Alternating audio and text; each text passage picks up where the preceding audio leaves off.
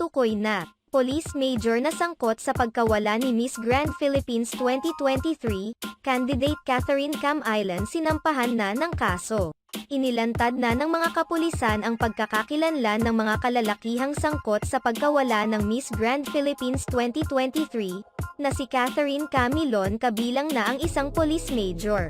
Sinampahan na ng mga kasong kidnapang at serious illegal detention ang 4 na individual na pinaghihinalaang sangkot sa pagkawala ni Catherine Camilon kabilang na ang isang police major.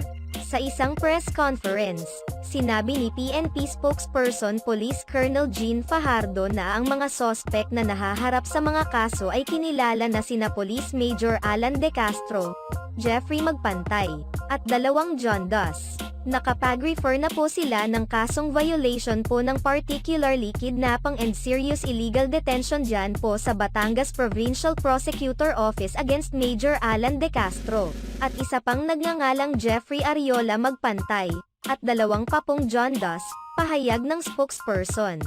Isiniwalat din ni Jean Fajardo na nakakita rin ang mga awtoridad ng posibleng sample ng dugo at hibla ng buhok mula sa isang SUV na iniuugnay sa pagkawala ng beauty queen. Natagpuan ang sasakyan sa Barangay Dumucle, Batangas City, ayon sa Criminal Investigation and Detection Group 4A nitong Biyernes. Iginiit naman ng mga nagpakilalang saksi na ang sasakyan ay inabandona sa lugar simula noong Huwebes. Dinala ang sasakyan sa Batangas Provincial Police Office para sumailalim sa forensic test, ayon sa pulisya. Ipinahayag din ni Jean Fajardo na natukoy na ang may-ari ng nasabing sasakyan. Matatandaan na may 2 saksi na nagkapagsabing nakita nilang duguan si Catherine Camilon habang inilipat mula sa kanyang sasakyan patungo sa isa pang sasakyan noong October 12, 2023. Sinabi rin ng mga saksi na nakita nila ang isa sa mga persons of interest na nagtutok sa kanila ng baril. Personal driver umano ng second person of interest ang gunman. Nauna nang sinabi ng pulisya na may 2 persons of interest silang tinitingnan sa pagkawala ni Cam Island, kabilang ang isang pulis at dating may-ari ng sasakyan ng beauty queen. Ayon sa mga awtoridad, isang matalik na kaibigan ni Catherine Cam Island ang nakipag-ugnayan sa kanyang kapatid na si Chin Chin at sinabi sa rito ang umano'y relasyon ng nawawalang beauty queen at ng pulis. Nakatakda umanong magkita ang pulis at si Catherine Cam Island sa mismong araw ng pagkawala ng dalaga. Binigay din umano ng pulis kay Catherine Cam Island ang sasakyang ginamit ng beauty queen nang umalis ito sa kanyang bahay.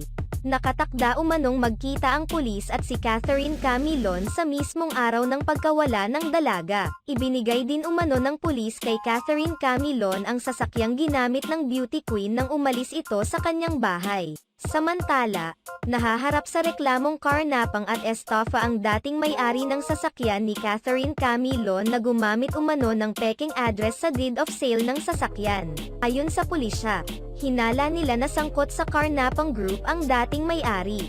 Samantala, ang reward para sa impormasyon sa lokasyon ni Catherine Camilon ay kasalukuyang nasa P250,000, kung saan ang pondo ay nagmumula sa Batangas Vice Governor Mark Leviste, sa Presidential Anti-Organized Crime Commission, at sa business sector.